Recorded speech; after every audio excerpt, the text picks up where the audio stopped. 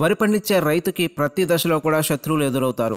ఈ శత్రువులని తొలి దశలోనే గుర్తించి సరైన ఆయుధాలు ప్రయోగిస్తేనే ఈ శత్రువుల మూక చనిపోతుంది.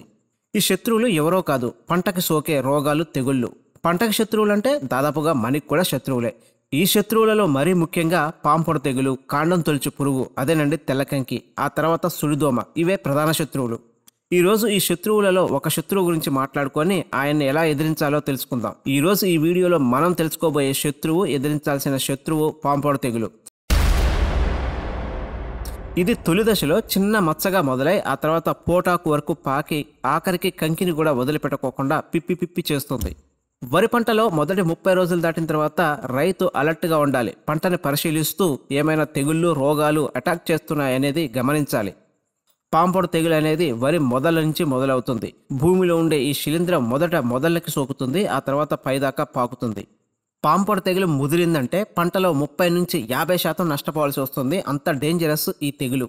పంటల్లో నత్రజని మోతాదు పెరిగిన, అంటే ఎక్కువగా యూరియా వేసిన, ఆ తర్వాత మురుగునీరు నిల్వ ఉన్న, మడుళ్లలో నీటిపారుదల సరిగ్గా లేకపోయినా, మరోపక్క గాలి వెలుతురు సరిగ్గా తగలకపోయినా దీని ఉధృతి ఎక్కువ అవుతుంది. కనుక ఈ విషయంలో రైతులు జాగ్రత్త వహించాలి.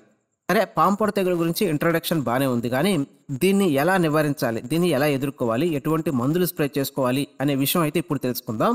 ఈ పాంపొడ తెగుల్ని ఎదుర్కోవాలంటే మనకి శిలీంద్ర నాశిని, అంటే ఈ ఫంగిసైడ్స్ మాత్రమే స్ప్రే చేసుకోవాలి. ఈ విషయంలో రైతులు జాగ్రత్తగా ఉండాలి.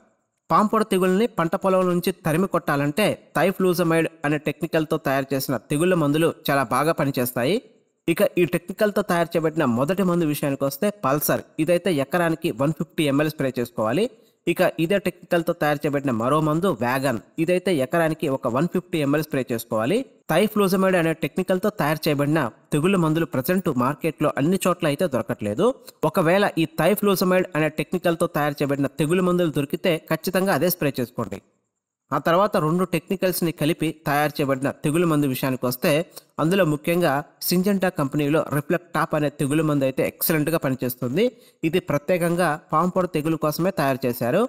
ఇందులో ఉన్న టెక్నికల్ కాంపోజిషన్ విషయానికి వస్తే ఐసోపైరజమ్ 11.5%, డైఫెనకొనజోల్ 11.5%తో ఇది పవర్ఫుల్ తెగులు మందుగా తయారైంది. ఇదైతే ఎకరానికి 160 ml వరకు స్ప్రే చేసుకోవచ్చు.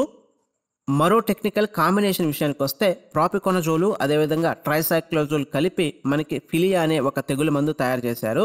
ఇదైతే ఎకరానికి 300 ml వరకు స్ప్రే చేసుకోవచ్చు. ఇంకా మరో టెక్నికల్ కాంబినేషన్ విషయానికి వస్తే అజాక్సిస్ట్రోబిన్ ప్లస్ డైఫెనకొనజోల్ కాంబినేషన్ కూడా ఉంది.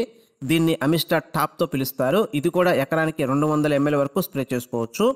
ఇక్కడ చెప్పిన మందుల్లో మార్కెట్లో ఏది అవైలబుల్గా ఉంటే అది స్ప్రే చేసుకోండి. పలానా మందే స్ప్రే చేసుకోవాలని అయితే ఏమీ లేదు.